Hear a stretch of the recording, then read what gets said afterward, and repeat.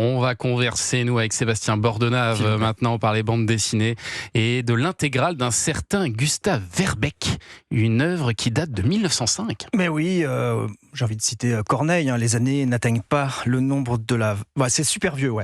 Alors, je vous présente... Oh là, il était pas prêt.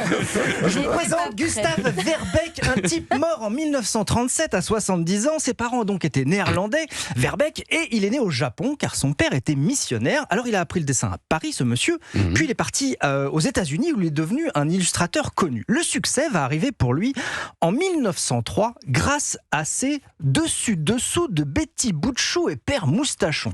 Et là sort donc chez Delcourt l'intégrale des dessus-dessous de Betty Boutchou et Père Moustachon. Alors ils ont été publiés entre 1903 et 1905 tous les week-ends dans le journal le New York Herald et ce pendant 18 mois. On peut dire que c'est une vraie performance. Juste à ce moment de votre chronique, Sébastien, je me permets une question.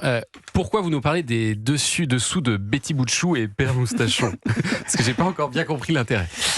Parce que dessus-dessous, Betty Boutchou et Père Moustachon, ce sont des aventures dessinées en 12 cases. Et pour les dessiner, il fallait être très très doué, ou alors un peu dérangé, ou alors les deux. Car suivez-moi, les 6 premières cases de l'aventure, vous les lisez normalement.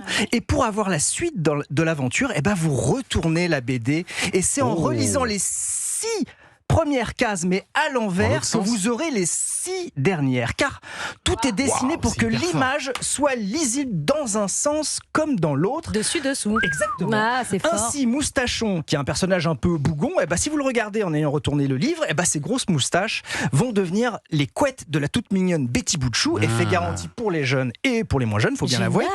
Alors, en fait, à l'envers, à l'endroit, comme disait Karen Cheryl. Exactement. Alors au début j'avais la vanne, mais quelques lignes après. Alors, au début du XXe siècle, dans les illustrés, il y a eu une grosse mode qu'on a appelée, bien avant Diana Ross, les upside down, des histoires, des images donc lisibles à l'envers, à l'endroit, à l'envers.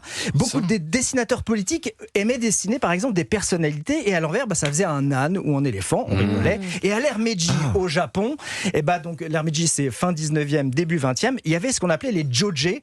En fait, c'était des gravures de divinités japonaises sur bois et on pouvait les admirer dans les deux sens. Gustave Verbeck est né au Japon, donc il a dû voir ça. Les upside down, beaucoup d'illustrateurs vont s'y mettre. Ils vont produire des mondes poétiques, baroques et puis quand même assez instables, car une jolie femme, une fois retournée, peut devenir un monstre. C'est vrai qu'on se méfie pas assez, Francis. C'est pour ça qu'il faut lire chez Delcourt.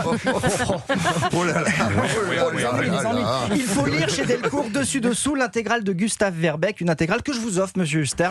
Vous allez voir, c'est renversant. Et on salue votre compagne, Sébastien Bordenave. On l'embrasse.